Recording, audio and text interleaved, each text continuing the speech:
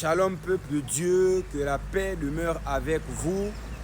Je viens encore vous saluer ce soir au nom précieux et suprême de notre excellent Seigneur Jésus-Christ.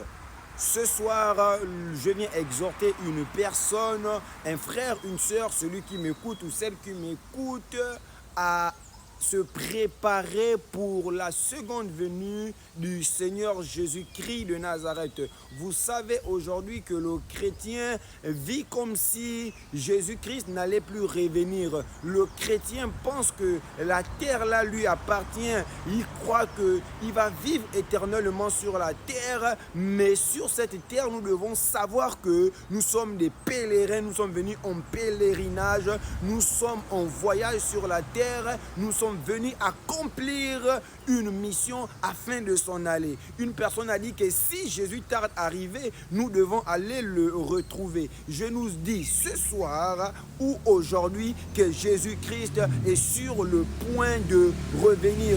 Beaucoup de gens disent Jésus revient, Jésus revient, Jésus revient. Même dans nos différents cultes, même dans nos différentes évangélisations, nous parlons du retour de Jésus, mais nous ne prenons pas conscience. Ça devient un slogan partout. Jésus revient bientôt, Jésus revient bientôt. Chose qui n'est pas fausse, mais est-ce que nous avons conscience qu'il revient, que ce n'est pas un mythe, que ce n'est pas une légende, que ce n'est pas un slogan? Je nous assure que Jésus revient bientôt.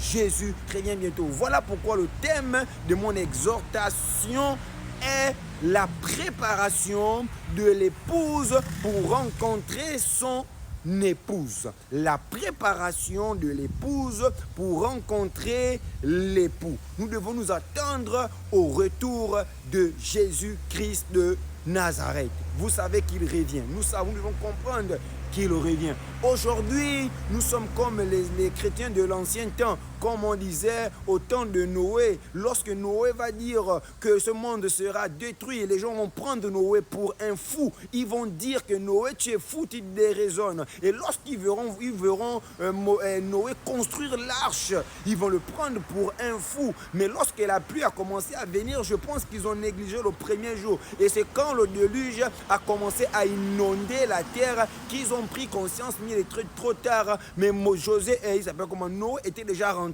dans l'arche avec ceux qui avaient compris, qui avaient accepté ça. La Bible dit que c'est de la même manière que pendant que Noé avertissait, il prêchait le message, il prêchait, les gens n'écoutaient pas, les gens se mariaient, ils mariaient leurs enfants, ils vivaient leur vie sans pourtant savoir que le déluge allait toujours les surprendre. Vous savez que le retour de Jésus-Christ va nous surprendre. Le retour de Jésus va nous surprendre. Voilà pourquoi il va dire veillez et priez, car vous ne savez ni l'heure ni le jour. Il va dire que si le maître de la maison savait à quelle heure de la nuit le voleur devait venir, il ne devait pas dormir, il devait veiller afin de ne pas se laisser dérober. De nous aussi, nous devons veiller, nous devons être sobres afin d'attendre le retour de son Seigneur, le Seigneur Jésus. La Bible va dire, je veux dire avec mes propres mots, quel est ce serviteur que le maître a établi en disant de veiller afin que lorsqu'il va venir, il doit ouvrir le maître la porte, car il ne connaît pas l'heure l'heure que le maître doit venir, donc il doit veiller afin d'ouvrir la porte au maître. Maintenant, lorsqu'il vient, il trouve la personne endormie. Moi, j'ai fait la sécurité et tu dois veiller. J'étais des gardes, tu dois veiller à ce que peu importe qu'à l'heure que le maître de la maison ou bien le résident arrive, tu dois ouvrir la porte. Il y a beaucoup, moi, des fois, j'ai dormi, le résident, il cognait. J'étais dormi profondément. Et lui-même, il ouvrait son portail et il rentrait. Nous devons faire preuve de vigilance. Nous devons nous attendre au retour de Jésus-Christ de Nazareth. Ce n'est pas un slogan, il revient. Aujourd'hui, les chrétiens sont endormis. Aujourd'hui, on croit que la terre nous appartient. Aujourd'hui, on croit que Jésus-Christ